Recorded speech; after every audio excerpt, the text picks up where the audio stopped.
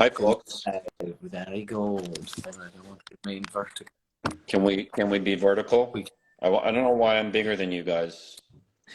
I should be smaller. It's probably because of your ego, I would say. I'm not meant to be so big, but am I big on your end too? We should be even. This should be equality. Probably because you're the host, you know? You're the MC. Okay, well, spiritually, I want to push you guys up top so anyone watching can cover my face up and then they'll get it right. So hello, Stephen. Hello, Robert. Hello. How are you doing, Stephen? Nice to meet you. We've never met in person. Thank you. Likewise, very much respect to you and also to you, Ari. Thank you for inviting me. Oh, great pleasure. How are you doing, Ari? I'm good. I've been working on, I went to the screening of Extrapolations last night. There was a special screening here in LA and talked to some of the creators of that. And it's interesting, this discussion about how we tell stories about the planet and different ways of doing it. And they've very clearly said, there should be 1 million stories being told about our planet. And so I've been very much in the thick of this subject. I don't know, Stephen, if you are comfortable, I'd love for you to introduce yourself and give a little bit of background about your incredible story so that those who are meeting you for the first time know who's with us. Yeah, thank you very much. In a nutshell, I'm an attorney, and for many, many years, over 20 years, have been representing indigenous people, the Amazon rainforest of Ecuador, and a huge litigation against Chevron over the deliberate dumping of billions of gallons of cancer-causing toxic waste onto indigenous ancestral lands in the Amazon. This happened, by the way, in like the 60s, 70s, 80s, and 90s, still out there. Causing cancers and literally killing people with cancer. We won the case, historic litigation back in 2013 for around $10 billion. Chevron has refused to pay, and we're still battling them to recover the money. In the meantime, they went after me here in New York, and they got a judge to lock me up for almost 3 years because I refused to give them my computer and all my confidential file. I came out of that like a year ago, and I'm still, we're still fighting, and they're still trying to hurt me and destroy me. It's been almost 3 years, by the way, right where I'm sitting right now, my 2-bedroom apartment in Manhattan, where I live with my son. Had an ankle bracelet on the whole time. Slept with it, ate with it, showered with it. So I'm the first person, real human rights lawyer in the United States ever locked up in retaliation for being successful in the litigation. And just one other thing I want to mention real quick. I was prosecuted for my criminal. Sorry, 1 second. Can I interrupt you for just 1 sec, Stephen? Sure. Robbie, would you mind muting your mic while he's talking? Because I think there's some background noise. That's, thank you.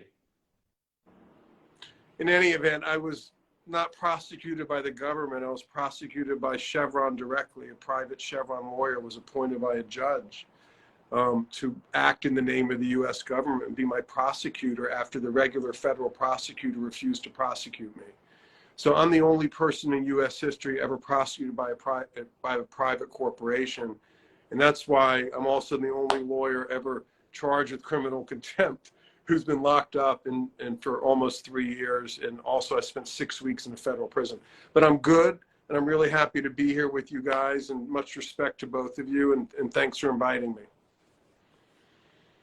Yeah, so I just want to fill in case there was some audio issues at the beginning there. Just Stephen won the largest ever judgment against the oil company for what's essentially the Chernobyl of South America.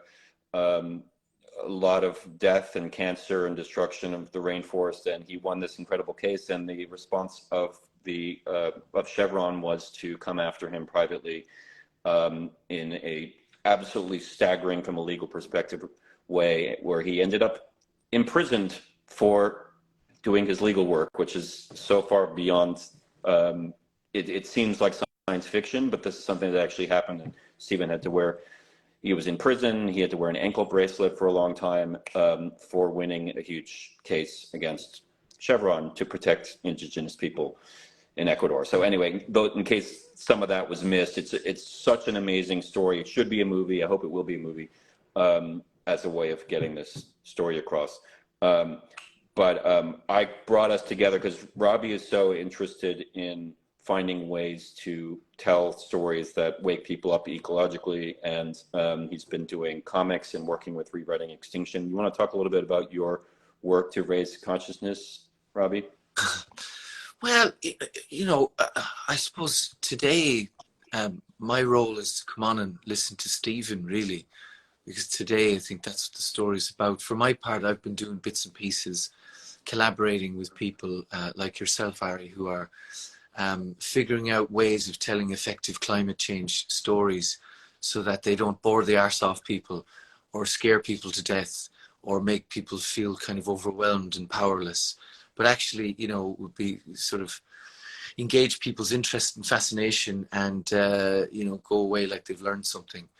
And to feel kind of connected to the climate change story. It's a very abstract thing, you know, even, you know, when we say here on Instagram that Stephen successfully sued Chevron, the giant American oil company, for about $10 billion because of the amount of damage that they did in Ecuador and South America. You know, it's hard to kind of bridge the gap between the sort of the academic information and where it gets you in the heart, you know?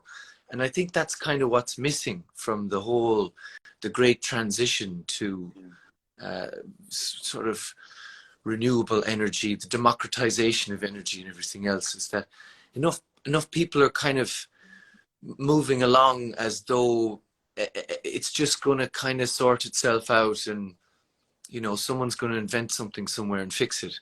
But really it takes enough people going, hang on a minute, we are the most destructive, most wasteful members of our species there ever has been on this planet.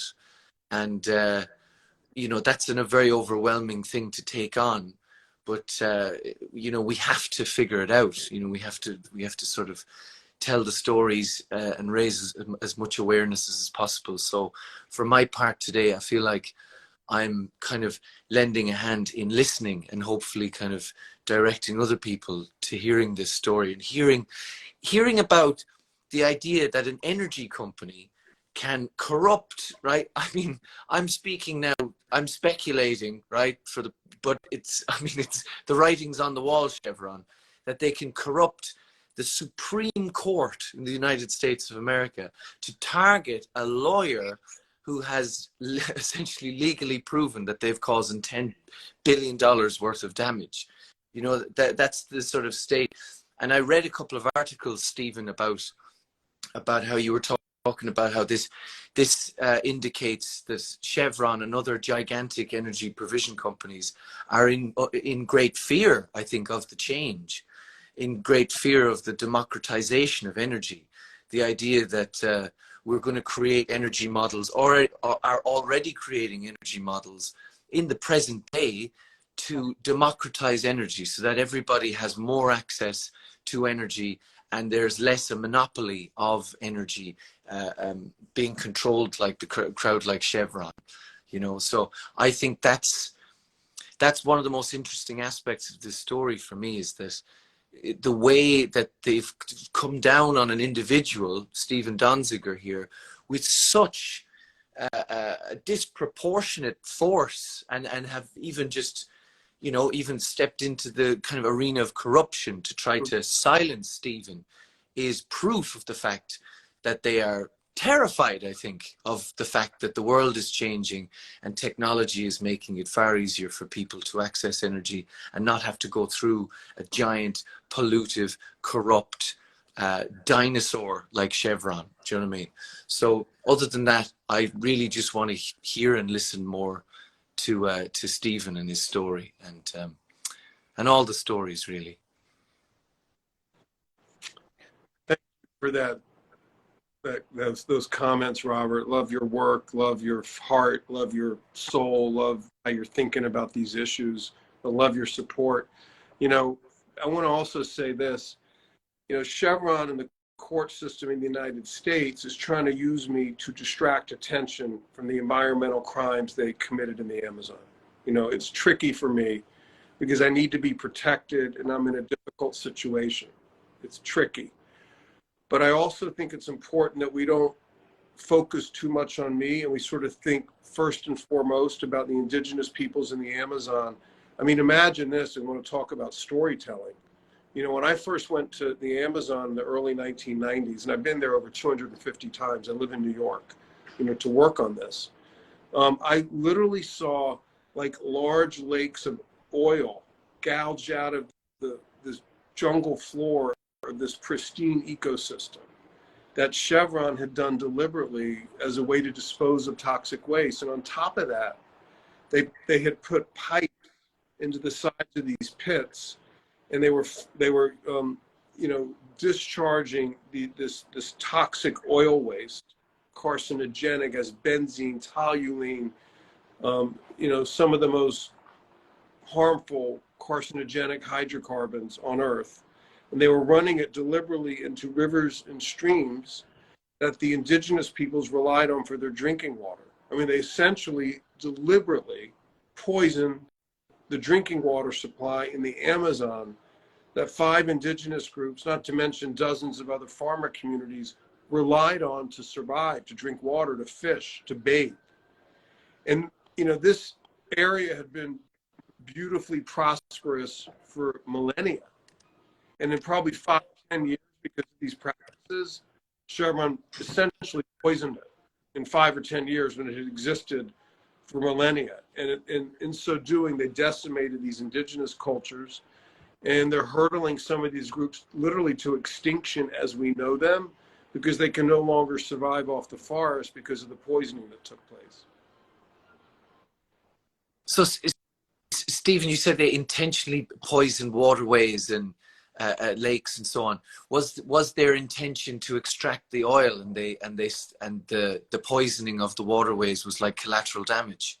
Yeah, I mean, I don't mean they set out to kill people. What I'm trying to say is, when you design a system of oil extraction, you can do it according to standards, meaning you take look, every oil drilling produces oil waste. So the question is, what do you do with it? And in most countries where there's proper regulation, you have to dispose of it safely. That usually means re-injecting it thousands of feet underground, like back into a different well cavity. And in Ecuador, because they felt like they could get away with it, it was isolated geographically. You know, the people that lived there were indigenous. I think there was some racism involved, but for whatever the reason, the deliberate intent came from the fact that they could have done it safely and they chose to just dump it. And, you know, when you make that choice, it's clearly foreseeable that people are going to be hurt and ultimately over time exposed to toxins in a way that many will develop cancer and die. So when I say they deliberately poisoned, I don't know if that's exactly the best way to describe it. They deliberately chose a method of production to intentionally dump billions of gallons of cancer-causing waste into the environment. It was that part of it was deliberate. As far as I'm aware, and please correct me, so Chevron refused to pay the 9.5 or $10 billion that the Ecuadorian government had deemed that they pay. Sorry, not the Ecuadorian government. The U.S. government, right? The U.S. government. Yeah. No. Or the U.S. court. No, it was an Ecuadorian court that ordered them to pay for the cleanup after an 8-year trial. Another key point is the trial was heard in Ecuador at Chevron's request. The case was initially filed in the United States. They wanted it in Ecuador, I think because they had operated there for 30 years with impunity, even though they had been dumping the toxic waste. So they're like, oh, let's go to Ecuador. You know, they're not going to have the power to hold us accountable. And with a great Ecuadorian legal team, I was in support. I helped raise money, advise, but the Ecuadorian lawyers went into court and they basically presented the evidence, and a court found that Chevron was liable for this massive damage, as we all expected, by the way, given that you can just go down there to this day and look at it, and you can see the damage they did, and you can still see these lakes of oil gouged out of the jungle floor. They've never been cleaned up. So we expected to win the case. Their whole strategy was to obstruct the case, to sabotage the trial, because they knew the evidence was against them. That's a mad thing. And then the case was essentially retried in the US, wasn't it? What happened? Well, so after the communities in Ecuador won this case, and it was affirmed on appeal by Ecuador's Supreme Court, Chevron said they would never pay the judgment. They removed all their assets from Ecuador. And they basically challenged the indigenous groups, who have virtually no money, to chase them around the world trying to collect their assets in other countries. Parallel to that, I mean, that's a terrible thing, by the way, and it's really hard to go, ask people who are, beat up and had really violence inflicted upon them through this poisoning, to somehow find lawyers in Canada or Australia or other countries and go after this giant oil company that has billions of dollars. That's really hard. But we were able to make some progress in that. In Canada, we won a Supreme Court decision there in favor of the Ecuadorians. But parallel to that process, they went after me personally and tried to destroy me, which led to my detention. So there's like two parallel legal proceedings. There's the real case, which the affected communities won against Chevron, that Chevron's fighting to not pay that judgment. And then there's this retaliation case that Chevron filed against me with the help of a judge who is very pro-corporate and actually has investments in Chevron. They've been proceeding against me now for 10 or 12 years. And that case includes a defamation campaign. They tried to demonize me. If you Google me, a lot of the first things that come up are, Chevron paid ads claiming I'm a criminal, et cetera, et cetera. So, I've been targeted with a vicious, well-financed corporate retaliation campaign for a number of years that ultimately led to my false imprisonment. I just want to add one thing. I said I'm good. Like, in a weird way, that whole experience empowered me. I mean, I got so much support. 68 Nobel laureates, a bunch of U.S. Congress people back me, 120 NGOs, Amnesty International, Greenpeace, Rainforest Action Network, Global Witness. So many groups signed a letter to President Biden asking him to get, or I should say our Attorney General Garland, to knock off this private prosecution and release me. Of course, unfortunately, Joe Biden didn't, or Garland didn't do that. And I ended up serving all this time. But as a result, we are stronger and we are continuing with the case. And we're really able to get through this because of support. I mean, even doing this Instagram Live with you, Robert, and you, Ari, is important. It's important to convey to the world that people are listening and this is resonating. Because, when Chevron sort of looks at the whole landscape and decides what to do or what not to do, they're trying to figure out who they have to go through. And if I'm sitting alone, in this apartment, that's sort of one picture. But if I'm protected by Robert and Ari and the Nobels and, others who've really been there, Susan Sarandon, Chris Smalls, Francis Fisher and Roger Waters and Sting and Trudy Styler and, so many others are really, those are just obviously the well-known people. There's thousands of regular heroes who have really been behind me. It's very hard to get through that if you're Chevron. So, I need the support, and this kind of thing, is meant to help, spread the word, obviously, but it also actually protects me from their attacks. So in terms of like a call to action for people watching, like what should people do? Like what, someone watching wherever they're in their bedroom in Scotland or Argentina or New York, what can people do right now when this is over to support you and to, support the causes that we all care about? What would you say? So, yeah, the answer is very simple. Next week, we are starting a petition to urge President Biden to pardon me. Basically, I run out of legal options in terms of my conviction for contempt, which, by the way, they took my law license as a result of that. I'm a lawyer, but I can't practice law. And they also have confiscated my passport such that I can't leave the country to do my job as a human rights advocate. So we're launching a petition to fix that problem. And the United Nations Working Group on Arbitrary Detention, I know that's a mouthful, but it's a human rights body. 5 international lawyers are like judges. And they already ruled against the U.S. government, calling my detention illegal and an arbitrary deprivation of my liberty. And they call for the government to fix the problem by compensating me for that deprivation of my liberty, and also to investigate how this could have happened. Now, the U.S. historically, the U.S. government, that is, doesn't really get super excited about complying with international law. I mean, sort of, we judges in this country generally feel like, oh, we're just better than every other country when it comes to our laws. We don't need to listen to that. So it's very hard to get the U.S. government to move.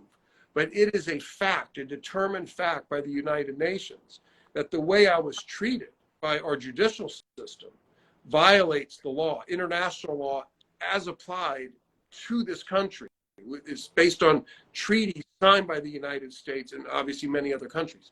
So we're going to launch a pardon campaign, and we're putting it together now. We're planning to launch it on Tuesday of next week, just before the first anniversary of my release. And you can access all of this information on our website. If I may give the information, it's freedonziger.com, FREEDONZIGER. But this is kind of bizarre because it's not yet up. So, well, you know, if people can also follow Stephen. When it's up, just sign Yeah, it. And yeah. Everyone follow Stephen on Instagram now. You can also follow him on Twitter if you're on Twitter. And I'm sure you'll have the direct links, and you'll post them in a couple days when those are up. Yeah, and on Instagram, you have right here, and on Twitter, I'm at @Donziger, and I'm giving case updates all the time. And you know, the other issue, by the way, is I'm litigating to get my passport back and to protect myself. And I have to. Many of the lawyers who help me do it pro bono. Others can't. They need funds, so we raise money. There's a donate button on my page, but that's less important, frankly, than people enlisting in the campaign. So if you're able to go to the page, give us your email, your information, and you'll get our updates. And we're trying to create a movement. I've had over 100,000 people sign up on my website. It's crazy, since I was detained. And I'm not like a super well-known guy. I mean, it's crazy. But people, Well, so this is go ahead. This is something that when I think about like the Tennessee 3.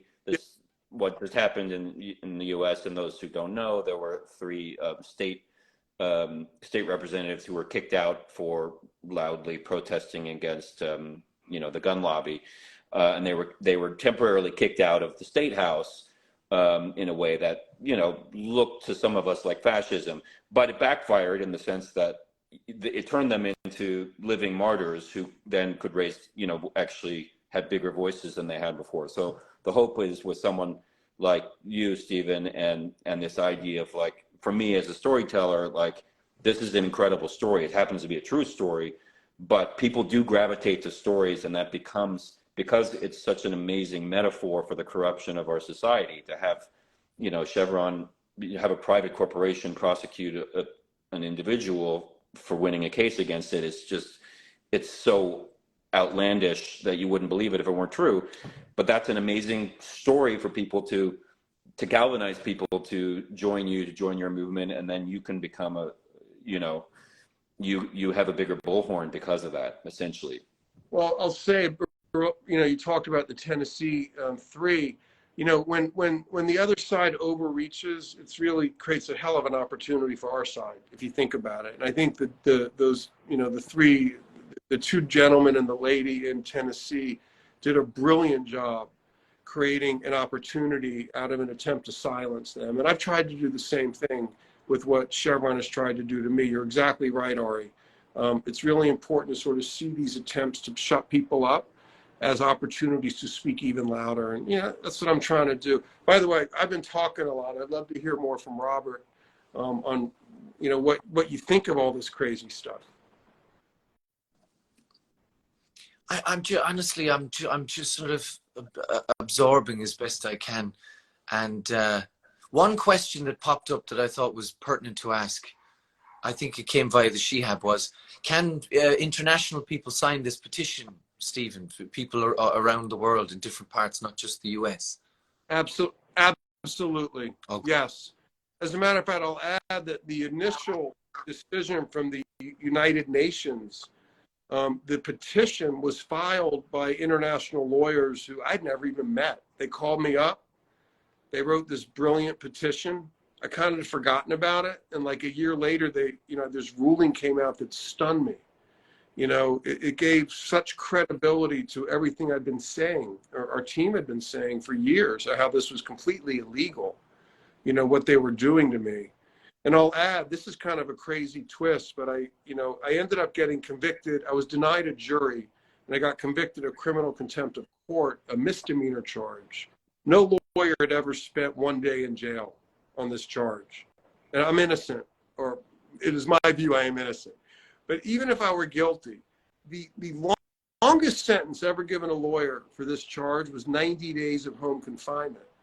And I am the only one found guilty of this it's the most minor offense in the federal system. And I spent almost 3 years, over 993 days. So over 10 times the longest sentence I was detained.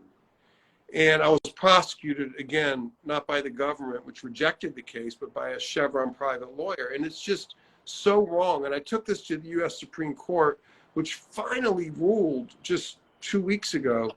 They denied my appeal, but look, it's obviously a very conservative court. But even that court was offended by the clear violation of the rule of law that happened in my case. And 2 of the justices wrote just a great dissent, essentially saying that what happened to me was illegal, unconstitutional, and that they would throw out the entire case. But unfortunately, I couldn't get any of the three liberals on the court to back me. And ultimately, the case is now over, which is why we're going to be seeking a pardon from President Biden. Stephen, to get to where the rubber meets the road, this judge that convicted you this way, you said he has investments in Chevron. I also read that he received charitable donations, or there was charitable donations made to a foundation that he's connected to. So would you tell us a small bit more about that? Yeah, so the judge who orchestrated this, judges here have to sort of disclose their finances to some degree, a limited degree. And we noticed he had money in a mutual fund and we looked it up, and they had significant investments in Chevron. He never disclosed that prior to this case. And then to go after me without a jury, the criminal contempt charge, he appointed the Chevron lawyer to prosecute me, but he also appointed another judge to preside over the case. And she is a major official in the Federalist Society, where Chevron is a major donor.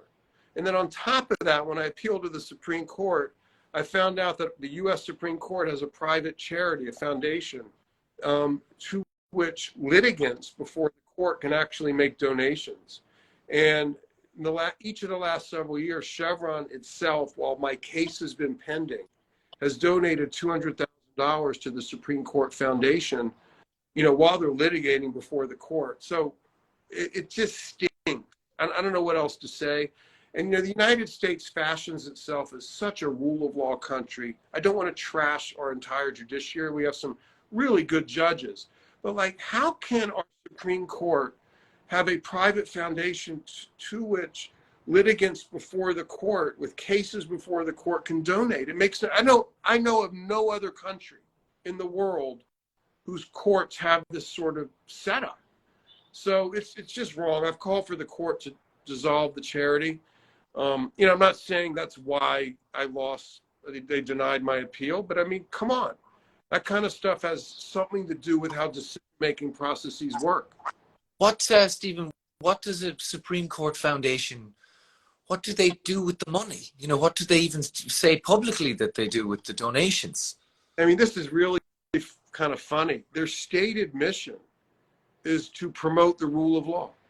I mean, think about that. They're taking money, creating conflicts that are prohibited by law, and their mission is to promote the rule of law. It's crazy. The other thing is, it's interesting, Robert, is every year they have a fundraising dinner, a black tie dinner in Washington. And if you give $5,000 or more dollars, you can go to the dinner. You know, so obviously Chevron's top lawyer is at the dinner, and I'll say his name is R. Hewitt Tate. He is also on the board of trustees of the Supreme Court Foundation, Chevron's top lawyer. So, you know, they claim they promote the rule of law. I mean, I don't know.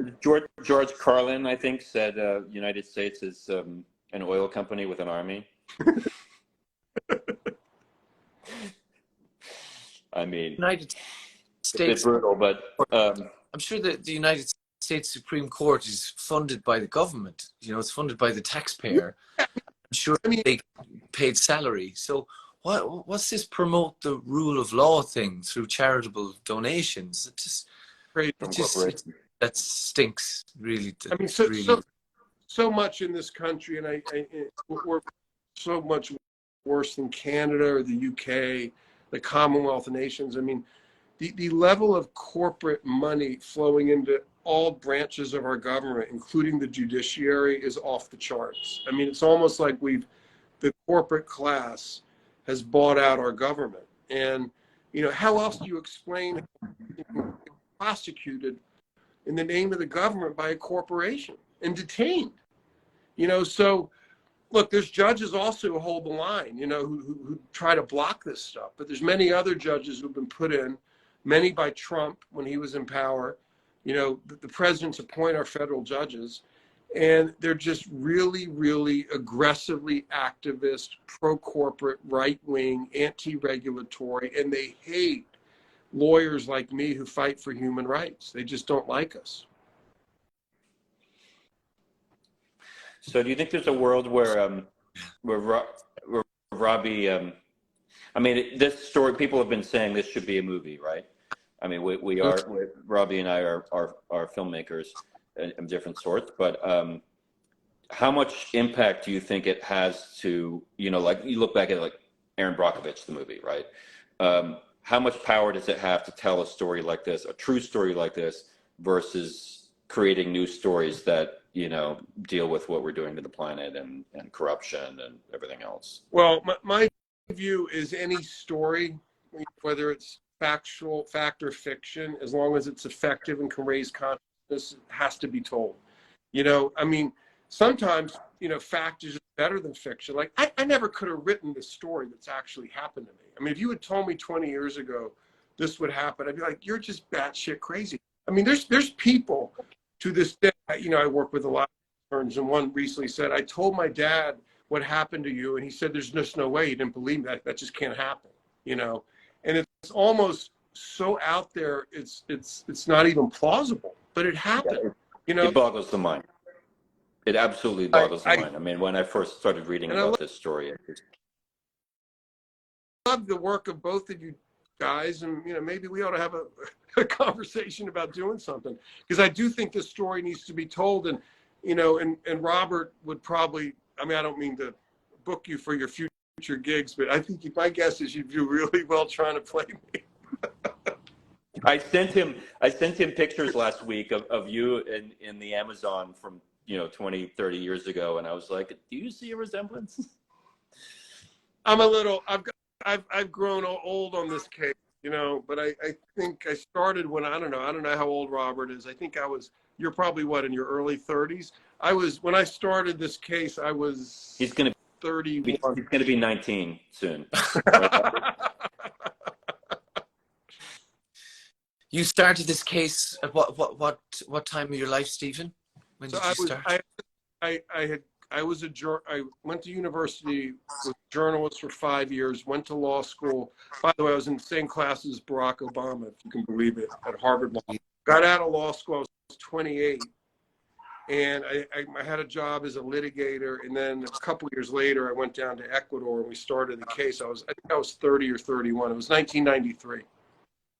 Wow. And how long were you on the case before before you got the positive judgment and then stuff started to go? It took 18 years to finish the trial and get the judgment, 18 years. And by the way, the reason it took so long primarily is because Chevron's entire strategy was to obstruct the trial. I mean, they knew it was cheaper to pay lawyers to just file thousands of motions than to, their worst nightmare was to actually have to defend the merits of the claims, that we had brought, our clients had brought. So it took a really, really long time. I mean, like, people were really hurting. Many people passed away during that time because of the exposure to the oil waste.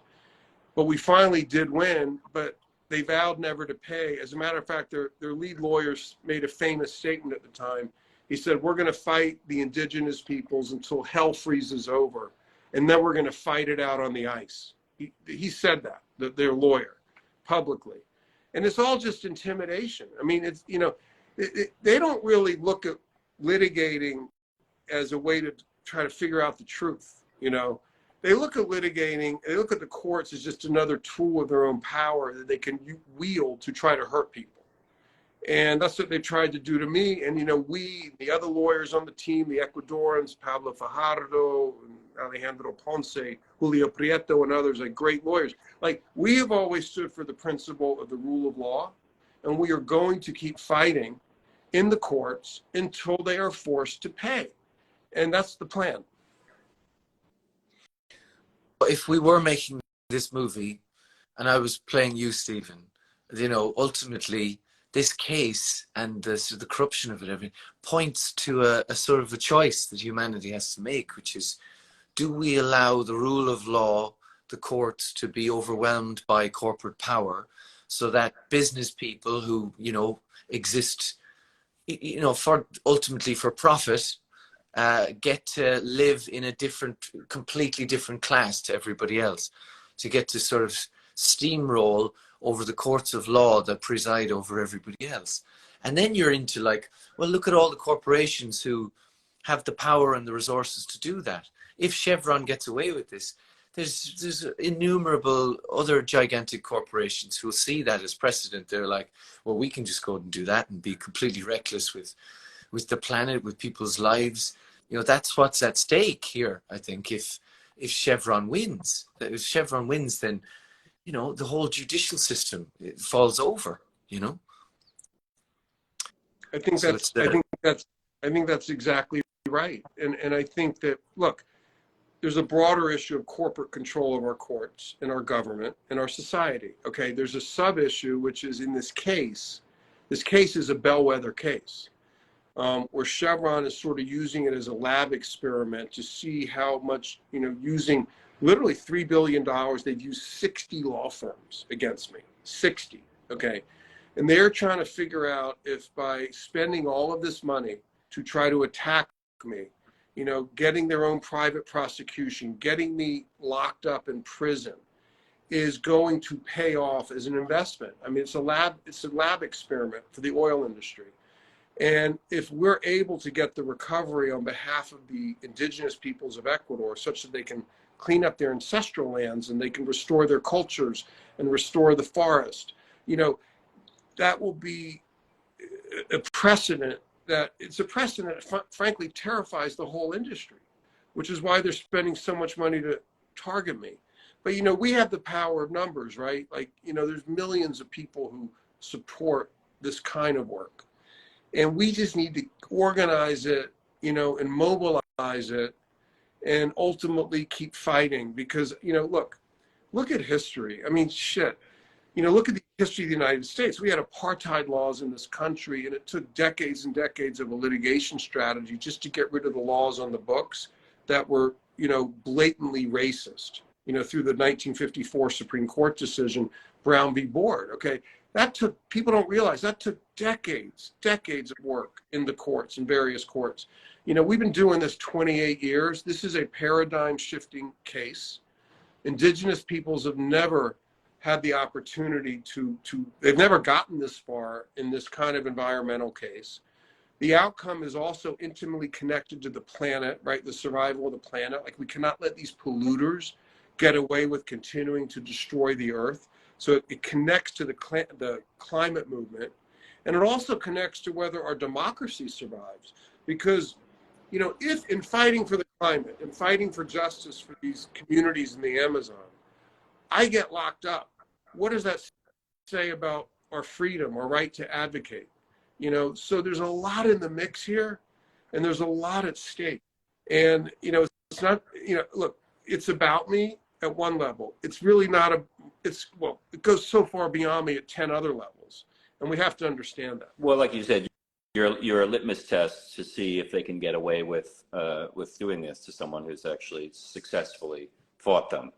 So I'm sorry, I'm reading a lot of comments where people are talking about Avatar. So I want to bring it up just because it's, you know, we are, the two of us anyway, are in the entertainment field. Yeah. I mean, what do you think about a movie like Avatar that takes this kind of fight and turns it into kind of a candy entertainment, but with its root, it is sort of about, you know, indigenous style cultures fighting back against the corporate machine. I mean, is there a value in movies like that kind of turn it into popcorn, or do you think the story should be told about the real thing because the real thing is so incredible?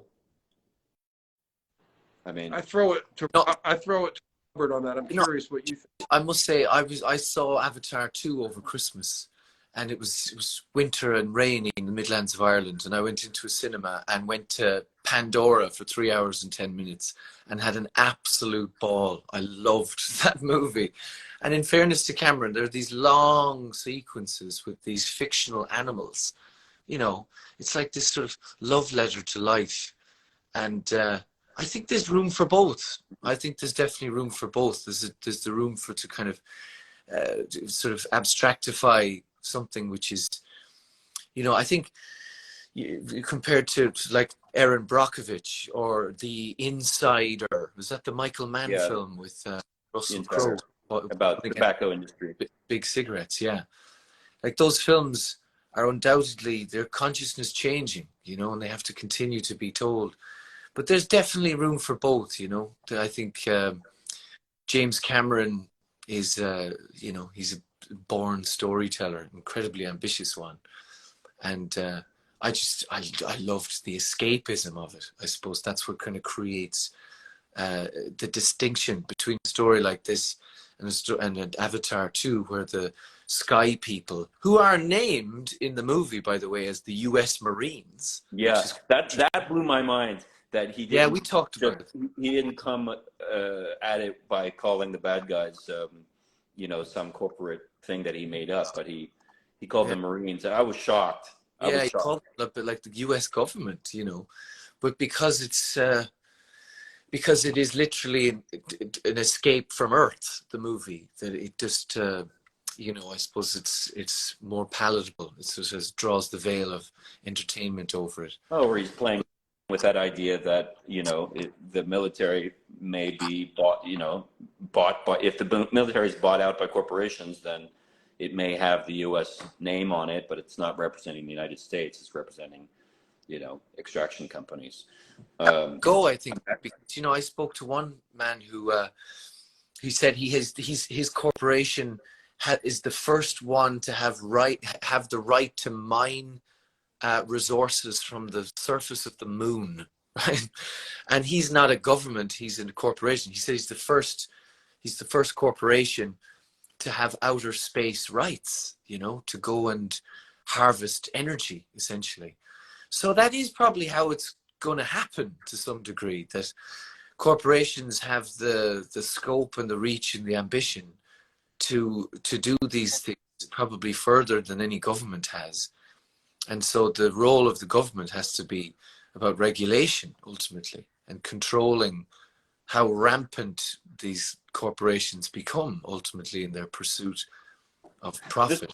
This is where I think storytelling becomes so important, because, you know, I believe, I mean, even people have talked about David and Goliath in the chat here, which is, you know, on its surface, a beautiful story of the little guy fighting back against the big guy, which is sort of what they do in Avatar. And you know, someone else pointed out there's a patriarchal aspect to the way it's framed, which you know, has its own issues around it. But you know, the David and Goliath story, as I can't remember who pointed this out, but it's essentially a story of better weaponry.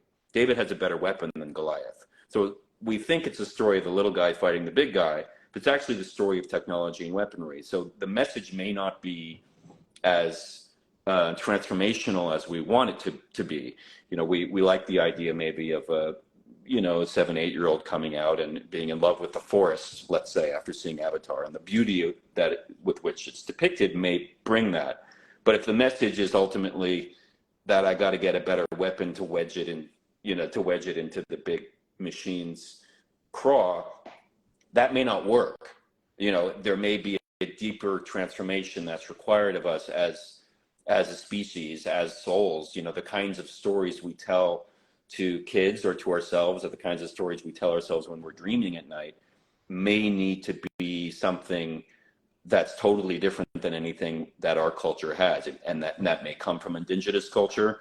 And, you know, maybe Stephen, I don't know if you ever went into that realm with your, you know, in your work with the indigenous people down there, but the kinds of stories they tell, the kinds of the ways that, you know, villains get overcome in indigenous storytelling is very different than the way Avatar tells that story.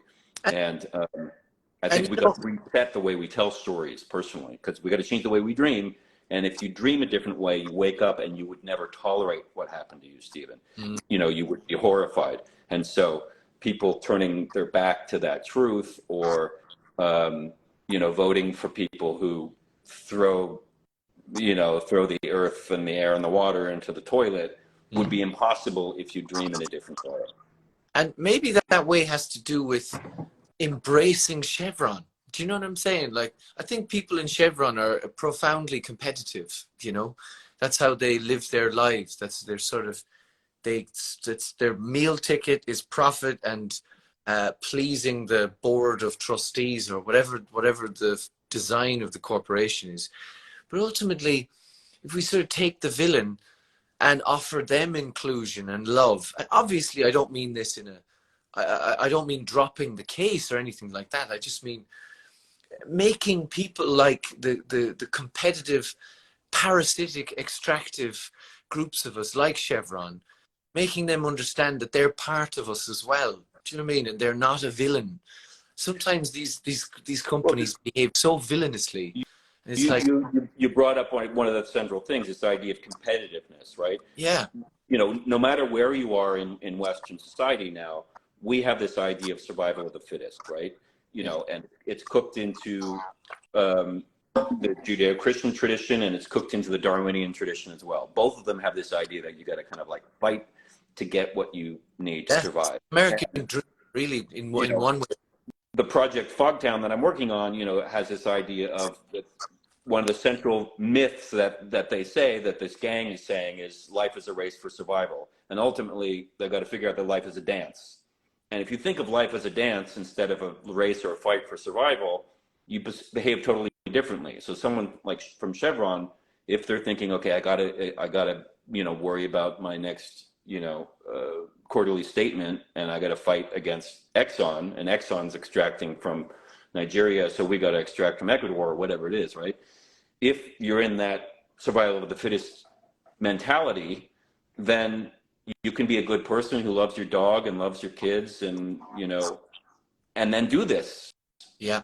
So we have to change the myth to, you know, say that life is a dance, for example. I mean, I'm proposing that, but, you know, and that's to do. I suppose you just, in one way, I think you got to do things through love, not through rage. You know, signing petitions through love for the planet, not through hatred for Chevron. You know, doing things from a place which doesn't carry any kind of knock-on effect, any kind of bad karma, as it were. For, you know, it's easy to say that. You know, it's easy to sort of say that life is a dance, but of course there's practicalities to life too. There are indigenous people, of course, who are, but these, you know, it's like the micro moments in your life, in your day. Like you said, like if you're signing a petition, and everyone who's watching, I hope you will. You'll follow Stephen and find that link when it comes up.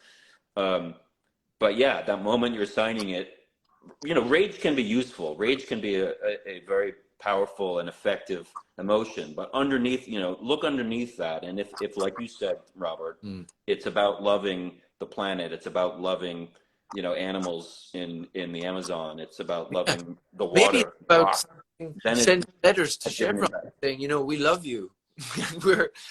we're with you too. We're not against you. It's hard. It's hard to do that, let's admit, but Let's send them flowers and chocolates and go, well done, guys, but let's see the bigger picture here. Let's zoom out the lens slightly and talk together. There's this Buddhist, there's a story of the Buddha in the Pali Canon where there's a monk who knows about this demon, and the demon has been terrifying all the monks. And I can remember if it's the Buddha or one of his disciples is the only one who actually has the courage to walk in to the place where the demon lives, or maybe he lets the demon come in. But by having the courage to sit, I think he's sitting actually, if I remember correctly, by having the courage to sit as the demon approaches and to not move, he stays unmoving, and he stays in his position. And instead of running and screaming and bashing it on the head with a stick, he just sits there. And as the demon gets closer, it gets smaller and smaller and smaller and smaller. Oh, that's beautiful. And so, obviously we need to fight. Obviously we need to do what Stephen's doing. But somewhere deep down, if we can hold that idea of holding your ground, people non-compliant. treat them like a giant Goliath, and they're going to look like it. That's the problem. Yeah. And so, like Stephen, in a way, your work, I think, has proven that there are a lot of holes in the back of this demon where pus and blood and death will flow out, and you'll see an empty bag afterwards. They're not as strong as we make them out to be. And I think it's important to hold that in our hearts, in our heads, because otherwise they're just going to be demons who stomp all over the planet. Yeah. I think that's right. I'll say that, one thing that I think this story really gives the opportunity to do in a really good way is to sort of look at this perspective of the communities down in the Amazon, and really tell the extraordinary story of their courage and bravery and determination to stick with this all these decades, and also how those of us in the North who've been really privileged enough to have the opportunity to do this work in such an intimate way with the affected communities, we become enriched. I mean, this is kind of crazy, but when I first went down there as a graduate of Harvard Law, I was like, oh, I'm going to help these people. That was sort of my mentality. And I realized pretty quickly that they didn't really want that kind of help. What they wanted to do was enter into a collaboration to figure out a way together to use our respective areas of expertise to move this thing forward. And I can say after a lot of years, and not just saying this is really, really true. I went down thinking I would teach them about the law, and over the years, they ended up teaching me far more about life than I could ever teach them about the law or anything else. Just about the natural world and the relationship of forest peoples to defending the planet and the earth and life. And really, they're the frontline defenders of the earth. We're just sort of hanging on in the background, trying to, I think, support them. And, it's been an extraordinary ride. And I think my personal growth and really being on this journey has surprised me, honestly. It's changed me in so many ways. And it's sort of received wisdom from people who just pass it on for thousands of years about the world that's been sort of taken out, extracted from our beings as Western, because we live in such an acquisitive, commercially exploitative culture, but they don't. So sort of to understand how I came to be, up to the point I had contact with them, and then how I've grown since, it's really fascinating. I mean, it's and this is why really we all need to sort of spend time down there and spend time with these frontline defenders who really are in touch with the natural world in ways that are just so different than we have been historically. Stephen, is there a kind of a cleanup effort going on, irrespective of Chevron and their unwillingness to pay for their mess? Is there a volunteer cleanup effort happening down in Ecuador, and I suppose if so, is there some info about that and potentially a way to support that? Yeah, well, that's a great question. So, you know, the damage is so extensive that it would really, to actually clean it properly would require a huge amount of technical expertise and billions of dollars. But, and you know, we haven't been able to get that yet because Chevron won't comply with the legal judgment. But in the meantime, there are projects that really help people, you know, in terms of medical treatment and supplying clean water. I mean, the biggest problem right now is there's no clean water. It's all the natural water sources are contaminated. And I want to give a shout out to Trudy Styler, wife of Sting, who several years ago started a water project in conjunction with UNICEF, where they built tanks that were put on the roofs of people's homes to capture rainwater and also, you know, filter it. So it's so bad, actually. There's like gas flaring that often rainwater comes down with black soot in it because of the flaring of gas into the air. It creates dioxins and it's black clouds, and it's bad. And it's not always like that, but sometimes it's like that. So in any event, Trudy did a great job filtrating, creating these tanks that are in a lot of people's homes. And there's a group called Amazon Frontlines that continues on with that project, building tanks. And, you know, they can be found on the web, Amazon Frontlines. And that's one way people can directly help provide clean water to the people affected in the meantime, before we get what we hope will be the money to do the actual cleanup. To comply with the legal ruling. Right. And if you're watching this, Chevron, come on, do the right thing, lads. You know, it goes forward. Your kids' kids aren't here yet, but they are here. You know, they're sort of here, and they're already wearing shoes and gasping for air. So, and currently it's your fault. So you have the choice to make that right if you can. So yeah, and, you know. and if I may just mention one more time again, you can get a lot more information at our website, freedonziger.com. And next week, we're going to have the petition up to press the U.S. government to issue me a pardon.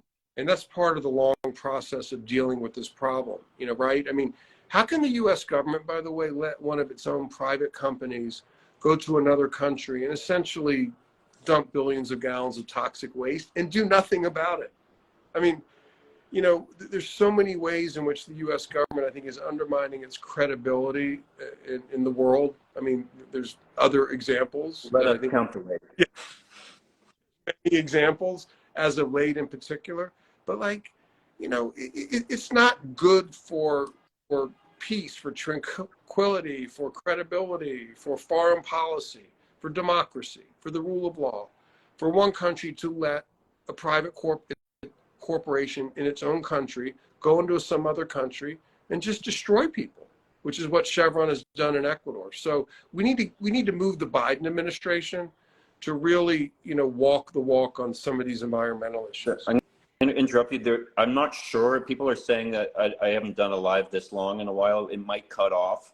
So it might not, but I just, in case it cuts off in the middle of the sentence, I wanted to sort of folks. Yeah. apologize in advance. I think they extended the live length to many hours, but it used to cut off after an hour. But if it does, anyway, we're at that second mark right now. It hasn't cut off, so we'll see. Sorry to interrupt you. I just didn't want it to happen in a rude way. That's all right.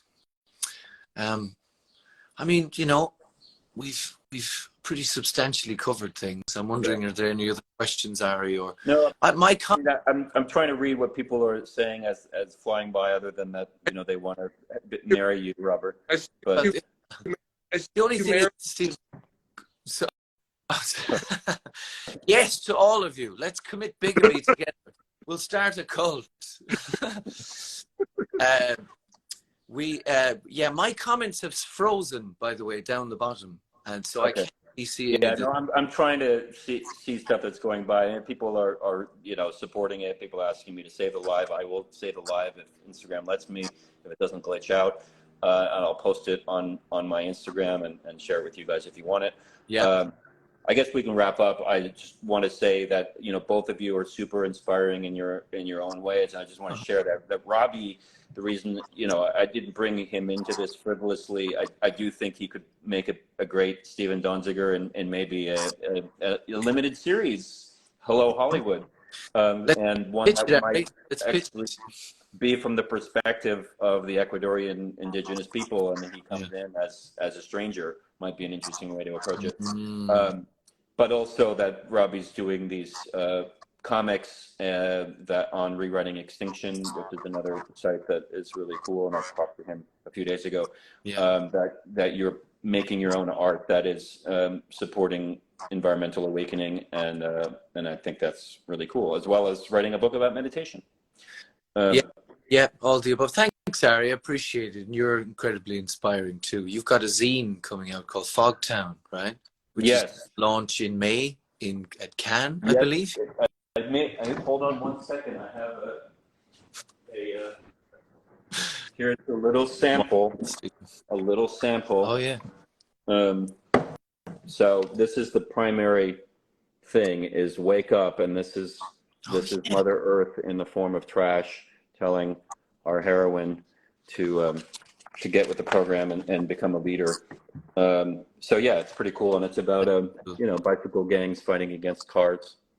So awesome. Who did the animation for it? There's a guy named Travis. Oh my God, Travis, forgive me. What is your last name, Travis? Travis Hansen. Did the art for us, and yeah, we're developing it. I've written it as a TV series and a movie, and we're gonna get it made. So that's the real story, the real Donziger story from the perspective of the Ecuadorians, and the fantastical Avatar-like moral fable of Fogtown. Exactly. You've got both. Well, this sides. interview, we're going to take pieces of this interview, and we're going to print this zine as issue 1, where the comic is in here, but then also this conversation with, you know, Eric Watson, who produces for Darren Aronofsky. We have activists, we have other storytellers, all talking about this issue of how do we tell stories that wake people up. And so the Fogtown zine will be a way to, you know, to share ideas and hopefully inspire each other to take action, change our dreams, do whatever we can to be part of a kind of new awakening. Absolutely. Here. I second that. So, and actually, if anyone wants to submit art, they can go to fogtown.com. We are still, for a few more weeks, taking random submissions. If people draw a doodle of something that inspired them, or something that moved them, or something that broke their heart that has an ecological bent, go to fogtown.com and upload your art, and we'll run it once we launch in May. Amazing. So. Awesome. Gentlemen. Thanks, Ari, for organizing this, for your support and your great work and what you add to the culture of this world, man. All the power to you. And let's keep talking about trying to get this story out there. And I need protection still. So again, I'll just ask people, if you can, try to follow me on Instagram at Steven Donziger, and on Twitter at @SDonziger. It helps. And, you know, we'll just keep pushing. Hopefully we can do it. We got your back. Yeah. freedonziger.com. Yeah. Sign the petition. Okay. Thanks a lot, guys. Blessings to you and blessings to everyone listening. And go plant a tree or something tonight just to feel good. Love to you all. God bless. Thank you. Bye.